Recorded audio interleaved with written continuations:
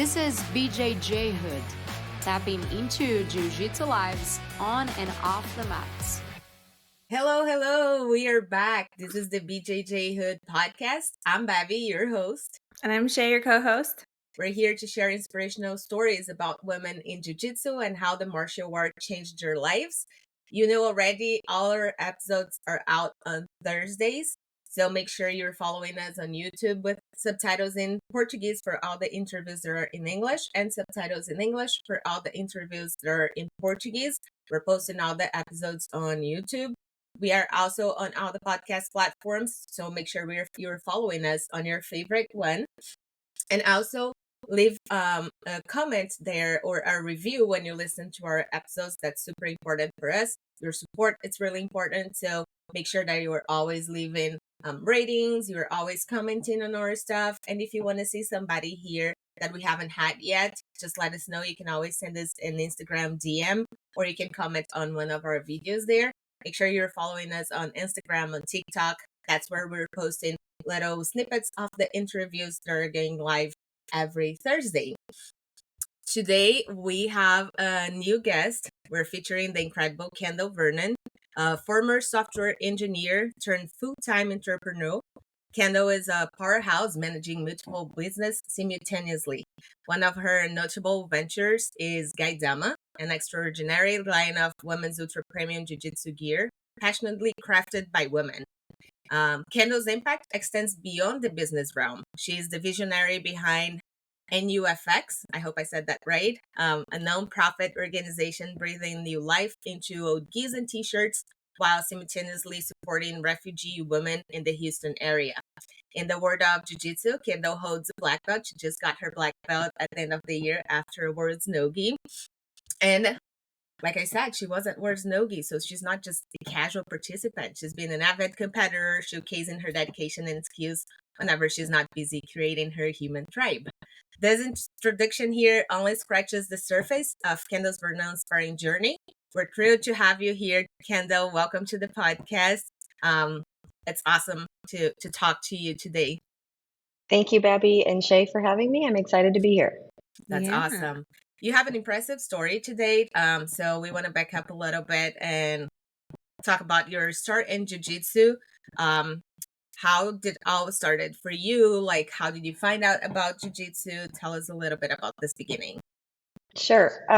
Before I do that, actually, I just want to add a couple things to the introduction, just to set the stage here. Gaidama is not exclusively for women anymore, so I don't know if you guys know, but we do sell men's gear now. As of last year, we started selling gear for men as well. So we're, definitely trying to push that and continue the momentum forward with our premium men's lines. And also, I just have to say that even though I am the founder and CEO of Gaidama, I do have a business partner. Her name is Carla Shellhammer, and she runs all of our social media platforms and everything. So I just want, to clarify that I do have a business partner as well. That's awesome. Yeah. So you're not like, you're a Wonder Woman, but you need help. You need assistance. Everybody needs help, man. Everybody needs help. I don't care who you are. We were going through and I was like, oh my goodness, how does she do it all? Holy moly. So there was a time, I think it was 3 years ago now. I lose track of time. I can't remember if it was 2 or 3 years ago. But there was a time when I was pregnant with my second kid and nursing my first kid. And I had not brought Carla onto the team yet. So I was running Gaidama all by myself. And I was working full time as a software engineer still. And I was training 5 days a week. And it was at that point that I was like, there's just this is not sustainable, I'm dying. I mean, literally, I felt like I was dying. And that's not good for anybody, everything starts getting compromised. And so that's when I reached out to Carla and brought her on. And it's been much better ever since. Yeah. That's amazing. Yeah. It's a lot. When I see people that do so many things, I always think how can they, even Shay, sometimes I ask her, I'm like, how can you do all of this? Take care of 2 kids, take care of your house, train, work, find time to I don't know, go out, do stuff. I'm like, that's a lot, especially if you're working full time and you have your own business and you have your whole family and you train and you compete. That's a lot. It's a lot. Yeah. I wanted to ask you, how was that beginning on Jiu-Jitsu? I think we saw that your father also does jiu-jitsu. So was that the influence that made you start, or did you guys start together?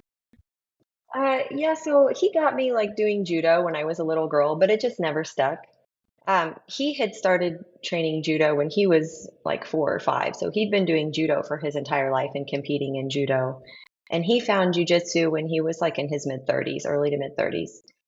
And so I grew up with my dad always doing jujitsu. And so, like, everywhere we'd go on vacation, he'd always find a place to roll, so I saw him always in shape, always having friends, you know what I mean? Mm-hmm. And so my thing was soccer. I played soccer. And so when I moved to Tulsa about 8 years ago, I was like trying to find a women's soccer team here because I wanted something to do, to keep me fit and find a community. I came here for school to get my master's degree, and I just like didn't know anybody, I was lonely.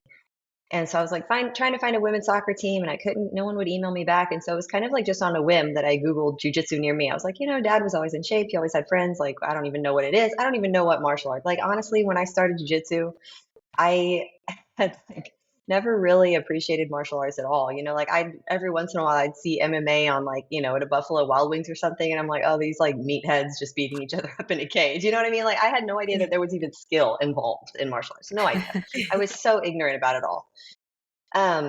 And so I just Googled jujitsu near me, like, what the heck, I'll give it a shot. And I found Primate. It was like the closest one to me. So my husband, well, we didn't know each other at the time, of course, but he had just opened up Primate Jiu-Jitsu like I think 6 or 7 months before I came into the building. And so I came in and it was like, this dingy, it was so gross. It's like a place where you sign the wall when you throw up. You know what I mean? Like it was so gross. And they had like 2 mats down on the floor, and like he was living in the gym at the time. And I walked in and I was just like, ooh, I don't know about this. But he was like, yeah, you should try a class and see what you think. And he kind of sold it to me from the self-defense perspective, which I think I probably needed at the time because, I was just looking at a room full of sweaty guys beating each other up. And so I was like, okay, I'll try it. And I did. And I loved it, actually. And so I called my dad that night and I was like, Dad, I just did my first jiu-jitsu class. He was still in Houston. He lives in Houston. And he was like, okay, well, don't fall for the first stud you roll with. And I was like, oh, Dad, like, come on. Like, of course not.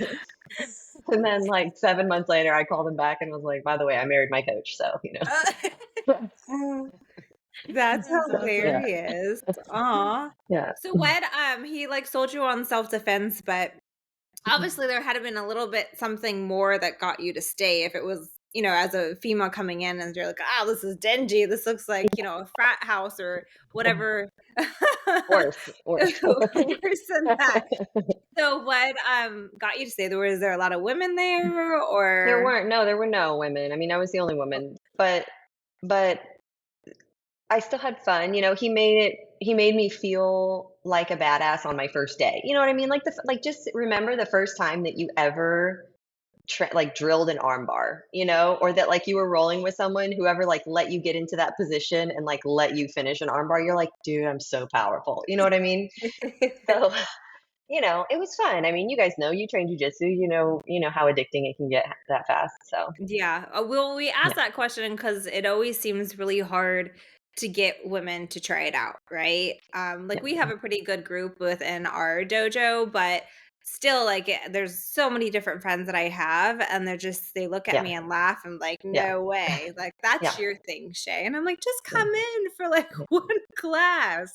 It is hard. Yeah, it is hard. And even when you have a bunch of women at the gym, it's still hard. I really think that that they say jujitsu is for everybody, but I think that there's like a personality type that is more attracted to it than others. You know what I mean? Yeah. So I think jiu-jitsu is for everybody, but not everybody's for jiu-jitsu. Maybe that's true. Because it's like we know the power that jiu-jitsu can have to like change somebody's life and to help with that self-defense and to help with confidence and all the things that jiu-jitsu can help you with. But it's not everybody that it's like it's either ready or that really like that, because there's a lot of people at the gym, for example, that we go to, and there's a new woman that comes in and we're completely different from that first experience that you had of like, first of all, imagine if you get on a place that it's just a bunch of dudes, it's smelly and it's ugly. You're like, what am I doing here? I'm going to leave. We don't have that experience because our gym is pretty well maintained. I think like it looks really pretty. It's really clean. Everybody's wearing like the same. We're Gracie Baja, so like everybody's wearing the same gi. Everybody looks kind of clean. At least most of the time. So it's an easier way to introduce the person, but a lot of people just don't like to be that close contact, don't like to be having people touching them. So if they can't get over that part of them, it's really hard to get them into jiu-jitsu. If you are the type of person that you can get over that feeling of having somebody on your space, then I think at some point you will fall in love, because jiu-jitsu is pretty fun. Like you said, you're gonna feel like a badass when you are doing a movement, when you're rolling against a guy and you can really get a movement, especially or when you're rolling with a girl that is your size and that you can match that intensity and that strength, and you're able to do something on her. That's amazing. It's the best feeling ever. So I think if the person can get after that point of the uncomfortable part of jiu-jitsu, then they're gonna find out all those great things that we all experience, right? I think Did you guys have any like competitive sports backgrounds or anything, like just outside of jujitsu? Did y'all grow up playing sports or anything like that? I did. So I grew up in Brazil, and I did a lot of handball. I used to compete in handball. Even when I started college, I wanted to go into the handball team of my college. I couldn't because it was at the same time that my classes were happening, so I couldn't continue. But my whole like high school, I was playing for the school. Even when I was a little younger, I was playing. And then in Brazil, we were always playing a lot of other like volleyball and a little bit of soccer, but not competitive. I think Shay also had a background in martial arts from her dad, right? Yeah, I did more like just karate type of stuff growing up all through my youth. And then I swam. That's what I did. I was a swimmer. So I did that all in elementary and high school. And then not that I did it in college, but I would make sure that I enrolled. And that's what I did like during the day, and I would go and swim. So yeah, there was definitely that competitive background with me. So I wonder, like, I personally know people who have started jujitsu in their 40s and never had any kind of athletic background at all. So I know that people do it. Yeah. But I just wonder if, we're more predisposed to it, like having some kind of competitive athletic background. It's just not as foreign or, Yeah. I would have to, intimidating, maybe. yeah, I would have to agree with that, because a lot of people that we interview that are extremely competitive and high ranking and just driven, they surpass even our background, and they were very competitive when they were a child, and had, I mean, their whole life was dance, or their whole life was whatever it was, field hockey, so, and that's always inspirational, because I was never like, I did it, but I didn't have like my whole family behind it, like taking me to every event. It was like my mom goes, who could you get a ride to for practice? Yeah. I didn't have gas money Whose to do minivan do it. you fit in? Yeah, that was more my childhood. So, but there's definitely an aspect of that. And then I think even for men, just hearing you talk, Babi, because there's so many people that I talk to that are men, and they're just like, no. And I think it's also the uncomfortableness, but I don't necessarily think maybe it's the contact, but I think it's more ego. Like, I don't want to be uncomfortable to have my ego matched. Like, I feel okay in my in how I present myself right now, and I don't want to feel like I can't do something, and be challenged. And so they just would rather not even go there. So I think those are the type of people that are like, I'm not aggressive. They would just immediately say, I'm not aggressive, right?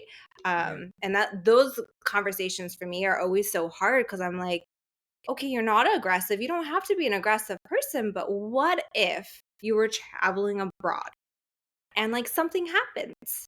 Like, what would you do? They're like, oh, well, I think I would defend myself. Well, how? You You never wouldn't. trained. Yeah. Like, it's so hard. And they just are adamant. Like, nope, I think Yeah. I'd be fine. I think I'd be fine. Yeah. So, yeah, those conversations are hard. I read somewhere one time, and this is like, just it was about business, but I read somewhere that people have to be exposed to something around an average of 6 times before they like can buy into something. Mhm. Yeah. And so I always take those conversations as like, well, I'm time 3 out of 6, Yeah. or I'm time 1 out of 6. You know what I That's mean? Like true. we can't always change everybody's mind, but just having that conversation with them, maybe like 4 or 5 years from now, they hear it like 3 or 4 more times and they're like, okay, you know what? Maybe these guys are onto something, Yeah. Yes. No, that's a good So. perspective to have. Yeah, and that's really important that you're saying that, because when I'm at the front desk at my jiu-jitsu school, that's what I hear most people saying. They're either passing in front of the school for months, maybe even 7. They have a friend that has been doing jiu-jitsu and talked to them for 10 years, and they never really gave it a chance, and now they're there to do that, so. And then they finally listened to the Joe Rogan podcast where he was like, do jujitsu. And they're like, okay, all right. Joe Rogan said so. Okay. That's awesome. Every person's So true. timeline is going to be different. So you just keep pushing. And what I tell everybody is like, just do yourself a favor. Try once. I just want you to try once. If you hate it, I'm totally fine with that. I won't bug you anymore.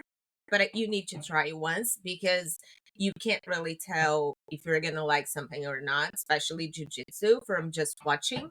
It looks really weird. But when you're in there, the feeling is completely different. So just go in once. And then Except if somebody runs into, did you see the guy who competed in the ADCC where he just wore Speedo? Have you seen that circulating? I didn't see this. Oh my gosh. So you did, huh? He's just wearing a Speedo. That is it. Like, he is Nelson Montero status on the mat. And it's a pretty like, yeah, I would not want to be that somebody guy. watches that, and then how are you gonna convince somebody to do jiu-jitsu after they see something like that? Yeah. Anyhow, weird. So, Everybody's got their thing. I don't know. Yeah. I think he just wanted to go viral. I think honestly, it was most It's likely a marketing that. strategy. It's a marketing strategy. Yeah. Yeah, but I would not want to be the guy that he would against. No, I don't want. Anyhow, my gym on his speedos. Kendall, what do you think was the most difficult thing that you had to overcome in your jiu-jitsu journey? Did you have anything that happened? I don't know. I mean, I think it's always been easier for me, I think, because like I said, I ended up marrying Matt. And so, we run the school together, and it was just, what I did every day. So it wasn't like, I think in some ways I'm spoiled, because sometimes I wonder, like, if I was just, on my own and like it wasn't my school and everything, would I go as often as I go? I'd still go, but like, would I go every day? You know what I mean? Like, would I convince myself I'm too tired today? And so that wasn't ever really a choice for me, because I was like, no, this is like an obligation that, I have now. But, like, that's kind of a double-edged sword too, because I think that there was a time, especially like when I was a blue belt, that I probably did, burn myself out a little bit. And I think when I got pregnant with my first kid, like, I had just gotten my purple belt when I got pregnant with my first, and I think I was like, sorry, that was my cat. I think I was like ready, you know what I mean, to like slow down just a little bit, which I, like through white and blue belt, I was like pretty hardcore, and like I probably trained 20 hours a week, like 3 times a day, every single day. Oh, wow. And I think, it kind of drove me crazy. And so by the time I got pregnant, I still trained every day, but I didn't train 3 times a day, and I think I was ready for that. So I don't know, that was probably challenging, but everything kind of has its purpose, and it all worked out. So yeah. how was it? Oh, yeah, I think you're gonna ask the same question as I would. Go for it. I was just gonna say, how was it, training while you're pregnant? I didn't do it, but I know we have, one, I think, girl currently right now that did it. How was that? training while you're pregnant, and what advice do you have out there for women that want to? I mean, it was fine. I also feel very fortunate because I had very easy pregnancies, I think. Like I never got sick, I felt very healthy and active through both my pregnancies. So I think in that way I was fortunate.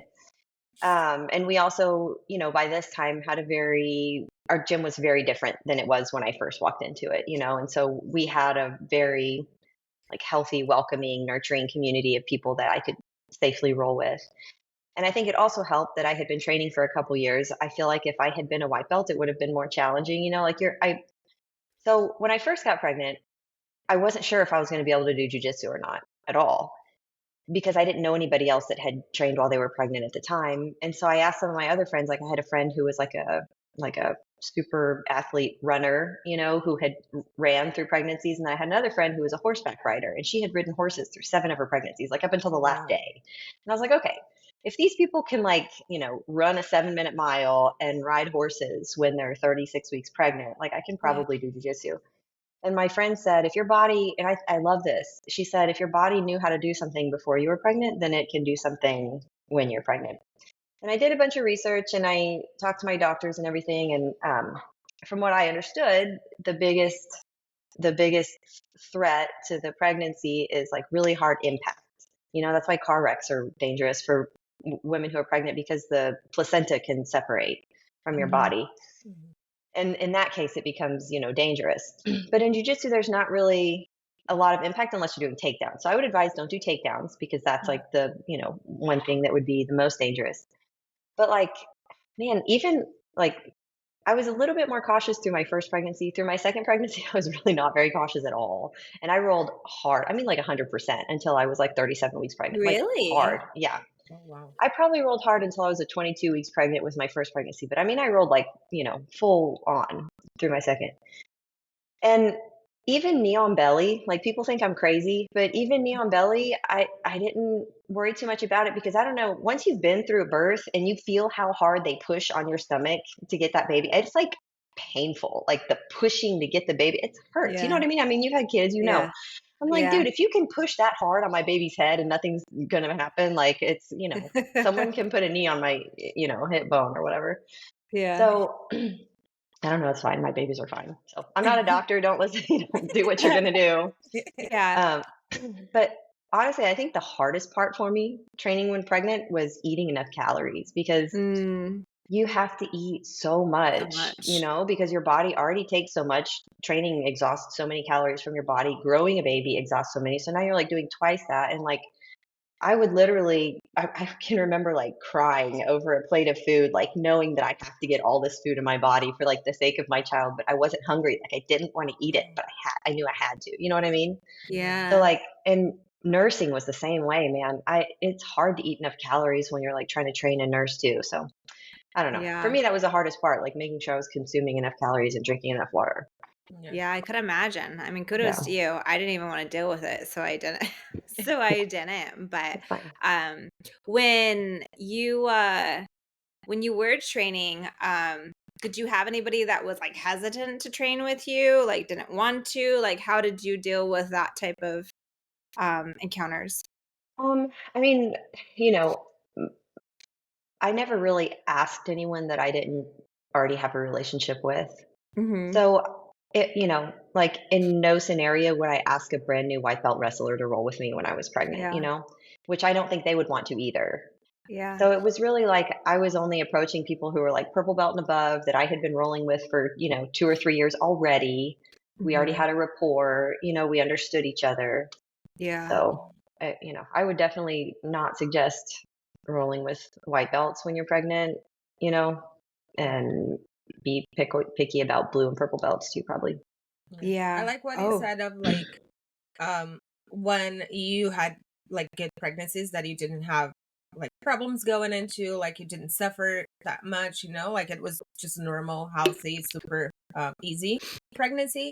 And I think when people look at that, it's like, it's awesome to hear somebody that did it all the way through. Because for example, the girl that we trained with, that she was training while pregnant, I was so scared to train with her, because my feeling was always like, what if I do something wrong with her? Like, what if I hurt her or hurt her baby, you know? So I was really cautious all the time. And then hearing from somebody that have been through this twice, and I also think by myself, like when I get pregnant, I want to keep training, but like how much can I keep doing, and how much it's healthy and safe for me and the baby to keep doing it. And I love to hear that you've been through this and it was fine for you. And I get it. I understand that for each person it's going to be different. Each person have to listen to their own bodies and respect For sure. that. But I think it's really good and really important to hear somebody that did it, that worked, and that it's fine. Because like we see a lot of people just saying like, no, you were pregnant, just like stop doing it. And a lot of people don't understand how big is a part of our life, like how much jiu-jitsu represents in our life. And you having to like let that go for, I don't know, 6 months, 9 months of pregnancy, that's super hard too. So if you can manage to keep doing both of them, I think that's awesome, right? Like it's super important. And when I first got pregnant, I didn't know anybody that had done this, but now I know lots of women who have trained through pregnancies. And one of our athletes, Kim Kratz, she has 3 kids. I hope that I'm right about that. She might have 4, but I think 3. And she trained through her pregnancies as well. And she also trained hard, like rolled hard through her last couple at least. And there's another girl here named Mary Angel French. She had another baby a couple years ago too, and she trained hard through hers. And people are doing it. Like so when I was pregnant, I had just started Gaidama, like not too long before. And or no, my second, sorry. I launched Gaidama when my first child was 3 months old. But then I got pregnant again and realized that I didn't have anything to wear. When your belly gets big, like you can't wear like normal spats. So I made maternity spats.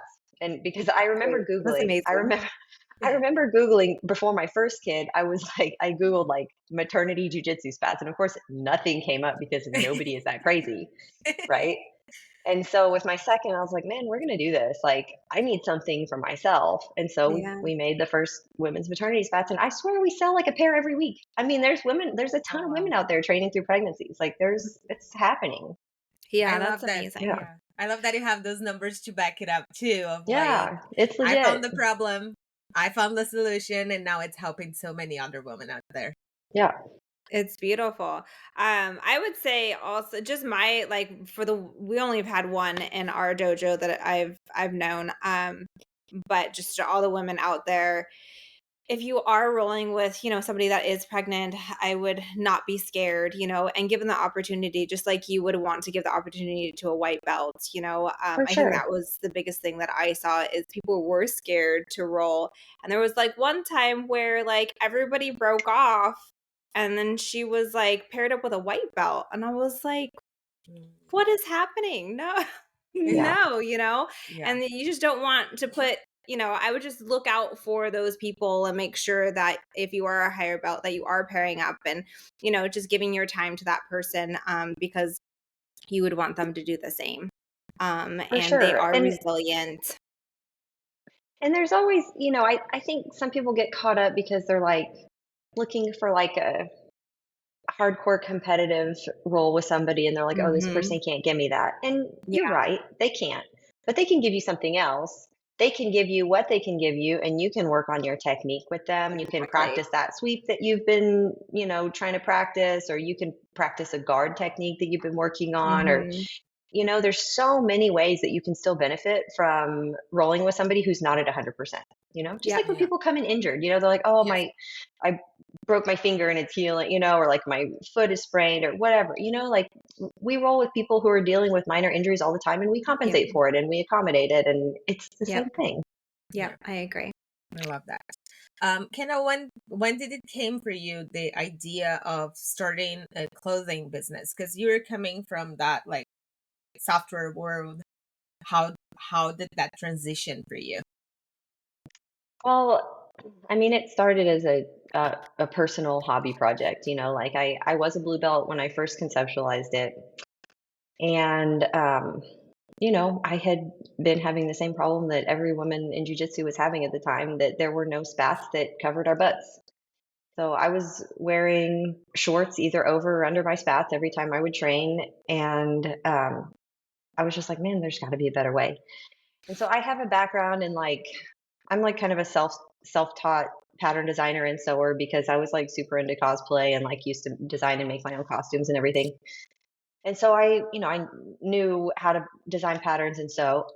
And so, I probably spent like 4 to 5 months like thinking about, how I would solve this and what I would do. And then I sketched up a design and I sewed the first pair in my living room, actually, the first pair of Gaidama spats I made myself.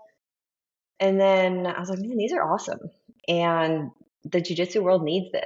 And so I went and just found like 25 different manufacturers all over the world. And I sent them my idea and I was like, these are the fabric specifications that I need.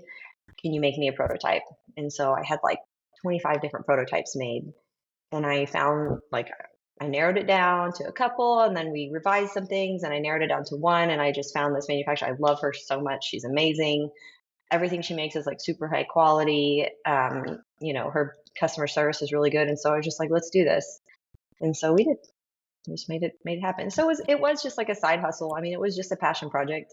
Like I said, I worked full time for 2 full years before I finally quit my software job and just like focused on Gaidama. I didn't pay myself anything for like 2 years almost. The software engineer just seems very, and I don't know, I should know actually because I work for Qualcomm, but I'm a paralegal. So Okay. it just seems very like black and white and not Mhm. super creative. But then you have this whole creative side to you. Like, is there a blend, like bleed over between those two? I mean, you're not wrong. I mean, everything in engineering is Boolean. It is black and white, on or off, 0 or 1.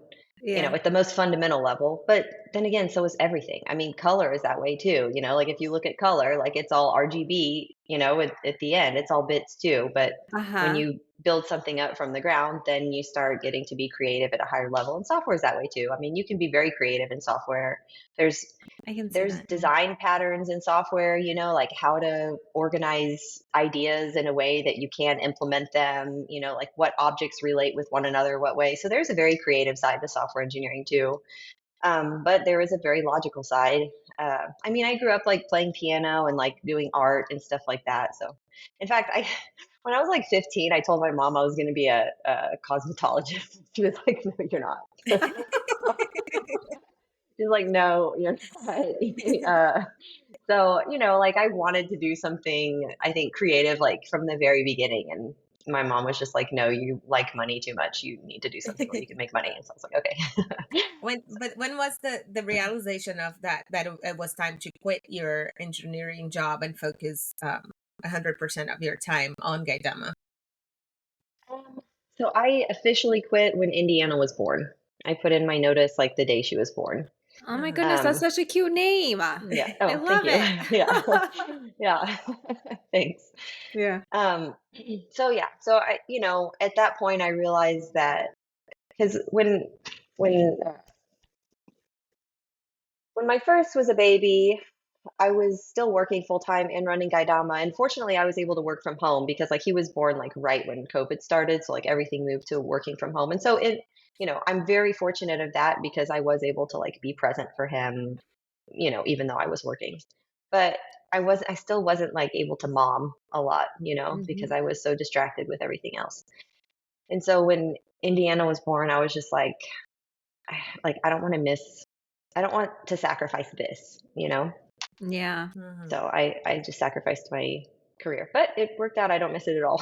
I'm super glad. Yeah, I could imagine. I could imagine. I'm always toying with it back and forth, and I haven't had the courage to jump, but maybe soon. I mean, I did wait until Gaidama was like making enough money that like we could at least get our bills paid. Like it was a huge pay cut for me at first, but we were at least we were paying our bills, So. I think that's amazing. That's awesome. It's beautiful. I know. You're an inspiration. I'll be looking up to you. How do I make that happen? And also, like you said, like giving it up, like you spent, so much schooling, you got your master's. I mean, you had a solid career. Yeah, for sure. And Yeah. to kind of turn your back on that, not to say that you Yeah. can't go back, but I won't. I mean, Yeah. Yeah. It's very hard to turn away and go in a completely different direction For and sure. have faith in it. It's a testament to who you are to be able to do that and find Well, that courage. I mean, like I said, it was years into Gaidama before I did that, like at least two, I think 2.5 before I took that leap, because it is scary. And, especially when you have a family, our gym makes us money. Like, don't get me wrong, but my software engineering income was definitely our primary source of income. And so when I left that, it was like the gym kind of became our primary source of income for a while. And it was big. That's a big deal. Yeah. And so it was very scary. Yeah. These It days. was very scary. Yeah. And, you have a family, you want to make sure that they're provided for, you want to make sure that you can give your kids what they need. And so, it is scary. But at that time, like Gaidama had so much more. I mean, we've doubled our revenue every year that we've been in business. And Wow.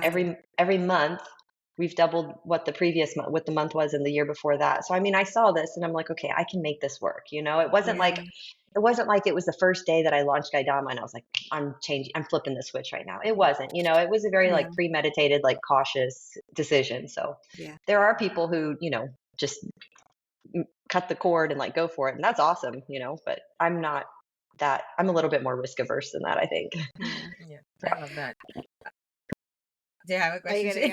I was just gonna say, you have this whole aspect that you went through with Gaidama and your career and everything, and then you venture into a whole nonprofit. I was reading up on that, and you're multifaceted and very inspirational. But can you talk a little bit about that nonprofit? I mean, it's so cool. Yeah, it is super cool. It's not lucrative, so I'll tell you that right now. No, I know, but just the vision itself, and to have a vision and execute that vision and not just sit on it, you know what I mean? I think a lot of people do, including myself. I mean, I eventually most likely will get around to things, but a lot of times things just seem too scary to actually put into works. And it's just a beautiful story that you're doing it. Man, I feel like I kind of got lucky there too. And I know, in my heart, I really do believe that we make our own luck. And so I don't want to just discredit what I have done, but I do feel like I got lucky. One thing that I will say is that personally, my philosophy is that life comes down to the relationships that we make within it. And so I pronounce it NuFX, but it is NUFX. I mean, it's spelled that way, but I pronounce it NuFX. That was just kind of this serendipitous thing that happened because of relationships that I had made in the past, and preserved. So, Lauren, who owns this could be a really long story. I don't know. I don't want to make it a huge thing, but I found this company in Houston from a mutual friend who had worked for them. And my dad had also done volunteering work for someone who knew them. And so it was just all these miscellaneous connections that came together that I was introduced to this company in Houston that was putting together a team of sewers, teaching these women industrial sewing techniques, paying them living wages, trying to do this whole big, awesome community thing. And at first I was like, that's cool, good for you guys. And then I was like, man, wait a minute. I have a sewing business. I have other sewing ideas. What can we do? And so actually at first I was trying to see if we could make some Gaidama products with them, but they just didn't have the experience yet. They didn't have the technology. They didn't have the right machines for it. We do a specific kind of stitch that they just didn't have, they weren't there yet. So I was like, what else could we do with them? I really want to partner with them. They're so amazing. I love everything they're doing. And one day I was just like, dude, why do I have 3 trash bags full of tournament t-shirts in my closet? And so I was like, I'd love to make a quilt out of those, but I don't have time to make a quilt, but they do. And so the first thing we did actually was make quilts. We made t-shirt quilts with them. And then we just kind of started exploring other ideas, and we decided, let's try to make a duffel bag out of a gi. And so we did that. We tried to make a bag. And so like, it just kind of snowballed, but it was all just sort of this serendipitous, like, I know someone who knows someone who knows someone, and I've been following them, and let's, here's an idea. That's So. just, I don't know. I think that's so cool because my mom is very, very creative like you. I'm like a poquito, like a little bit. And, but she always has these crazy ideas, but I never know she doesn't know what to do. And I'm like, I don't know, like how to execute, but just in the quilt thing, I personally take like baby blankets, like I can't find the word, to wrap them up. What is it called? Like the swaddles. So I know, I was like, what is the word? But I take like the swaddles, and I'll go and make it into like a blanket, and then they always have the swaddle, and it kind of for me, like I like to snuggle them, and it reminds me of my kids, instead of just giving them away or throwing them away. So anyhow, to your idea of like a quilt and all of your shirts and everything, I think it's just so cool that you could just make it into a whole nonprofit and execute. Yeah, I mean, like I said, it's not lucrative, so it's not like I would recommend that anyone else do No, this. but I mean, it's a nonprofit, and you're giving back to the community. You know what I mean? Like you had a vision, and you wanted to do good, and you were able to put it together and execute. I mean, honestly, like it's a huge skill set, and it's very inspirational. It's cool. It's very cool. I will agree with that. It is super cool. Yeah, that's awesome. Kendall, what are your plans for like the next 5 years? I don't know if 5 years is a super long vision. It could be for the next year. For your business, for your jiu-jitsu, like what are you planning to do? Oh, I don't know. There's so much. It's like hard to even lay it all out. I think in a lot of ways, like with Gaidama especially, like I have these sort of like core values that we are driven by, but we don't always know like where they're going to take us. You know what I mean? Mm-hmm. We definitely want to keep just finding new products that can solve more problems for people in the jiu-jitsu community, like making men's gear, for instance. We definitely want to like expand on that. We definitely want to make more gis for both women and for men. We want to make more kids stuff.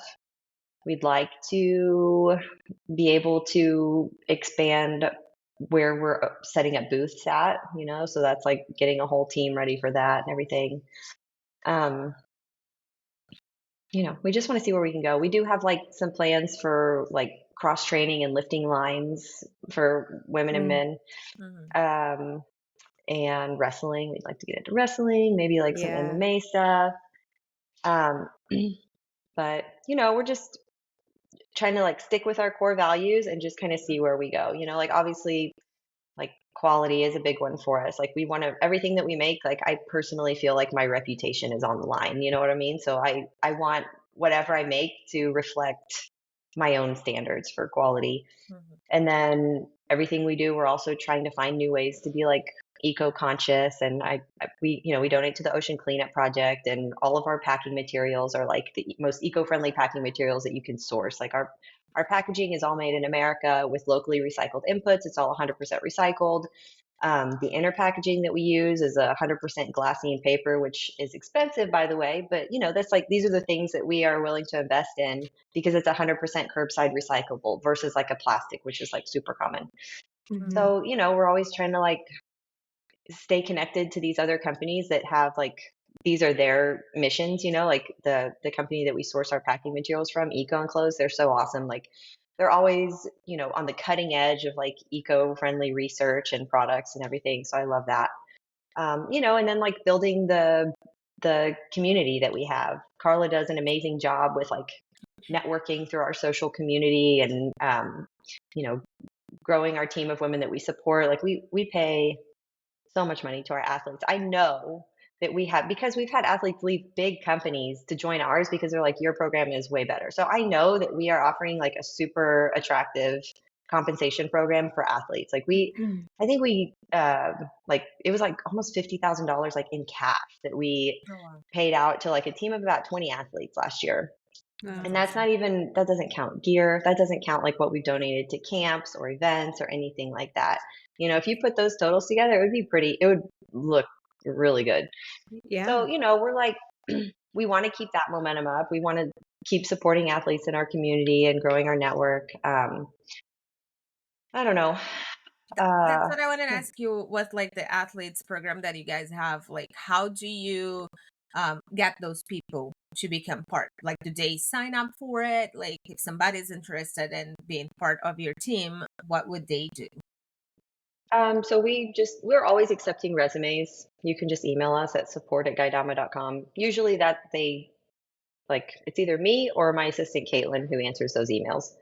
So, you know, I'll see everything that comes into that email. And so if you have, you know, we usually want like your name, your rank, your location, like your list of accolades, your future plans for grappling. Like we want to make sure that we're signing on people who are like going to continue to be active in the community. But we also have like a creator program. So if there's a jiu-jitsu athlete who isn't necessarily like a competitor, but who's like a content creator, like we have programs for them too. We have programs for athletes who are much more competitors, but not necessarily content creators. And then we have a like kind of our ambassador package, which is like has the most benefits. And that's like, you know, if you want to do all the things, you know, but we do have a good program. So you just send in your resume and we'll talk about it. Yeah. Is that just for women's or you guys have open No, we do men too? Yeah. Yeah, we That's do. nice. Yeah. Yeah. Why did you guys I know there's the marketing side of it, but it's like you said, it's not everybody that it's paying the athletes too. A lot of people just want to give them their products and have them display that as they compete. Like, why did you just I think this is awesome, and I think that's the way to go. Like, you have to pay the athletes and you have to make that's their work, that's their job, and they have to be paid for it. But like, it's not a really common thing to see on brands. Like, why did you guys decided to start that? Someone once told me like a long time ago when I was working as a software engineer that happy cows make happy milk. And I know that's ridiculous, but I swear, like, of all the phrases that I've heard in my life, like that one is in my frontal cortex all the time, the most, you know? And so I think that part of it was just like, and there's another, and I'm going to butcher this quote, so I'm not even going to try. But in a book that I read by Stephen Covey, he mentions that you can't,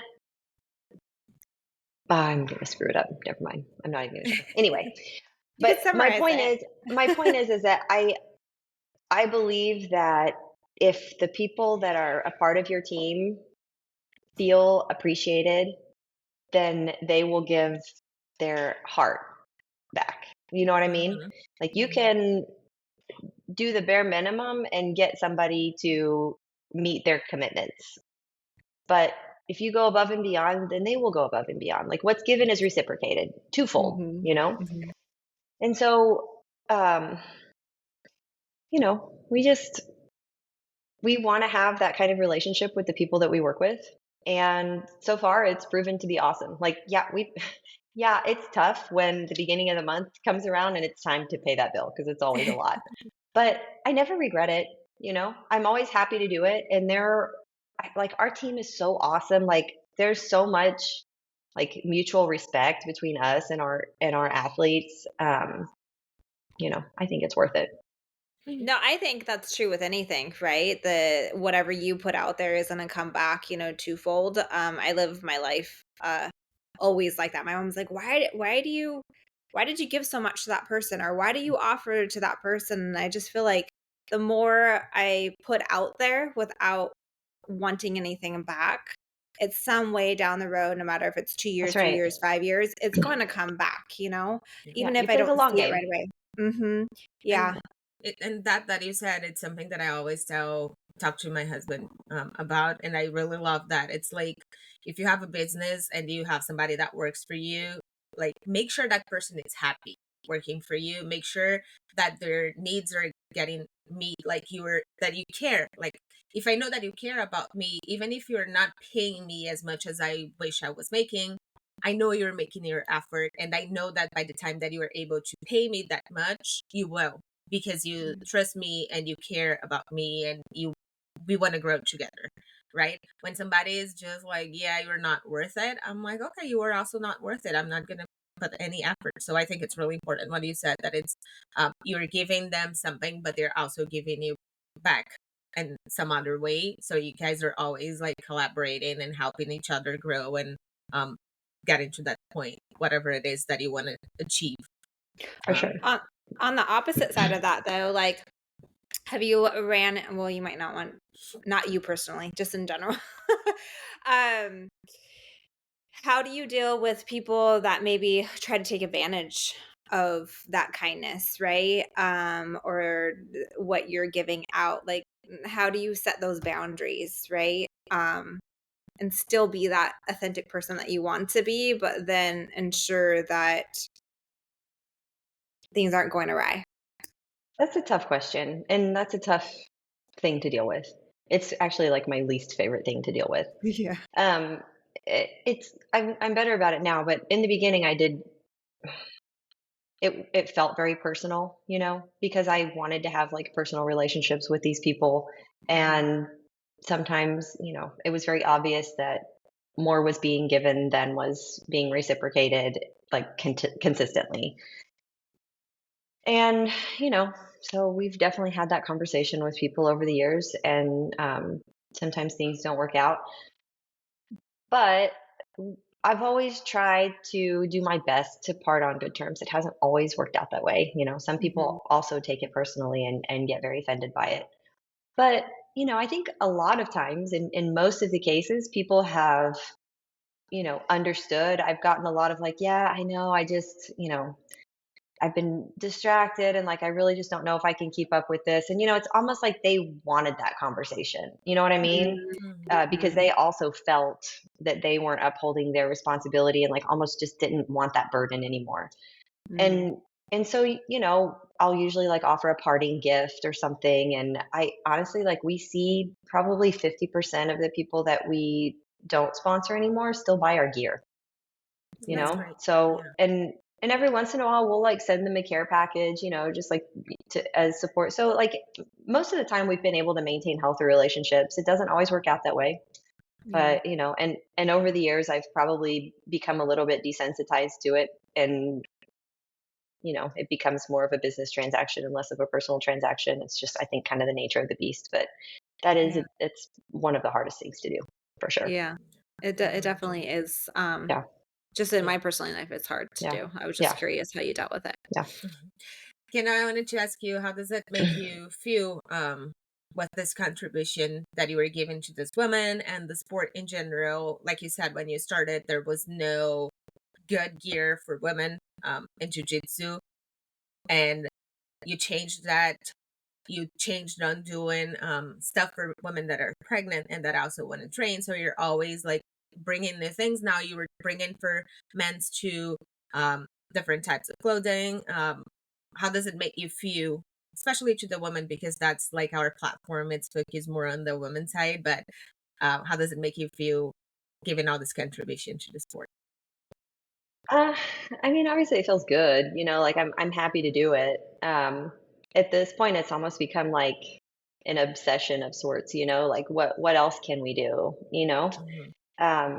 It's exciting. I like creating, I like building, I like nurturing, I like solving problems, and like every day it's like some new problem to solve, whether it's in marketing or research and development or figuring out what fabrics to use for something, or having a conversation with someone about meta ads. It's like all across the board. And so it's just fun. I love doing it. And all the other stuff is, it's just kind of like a nice other thing.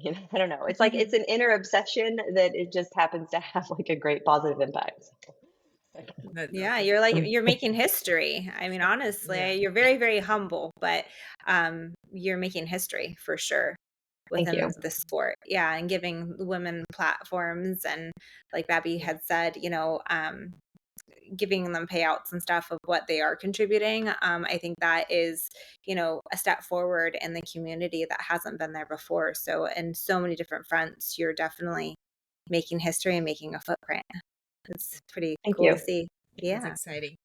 Kendall, to finish, we like to ask everybody the name of our podcast. It's BJJHOOD. What does BJJHOOD mean for you?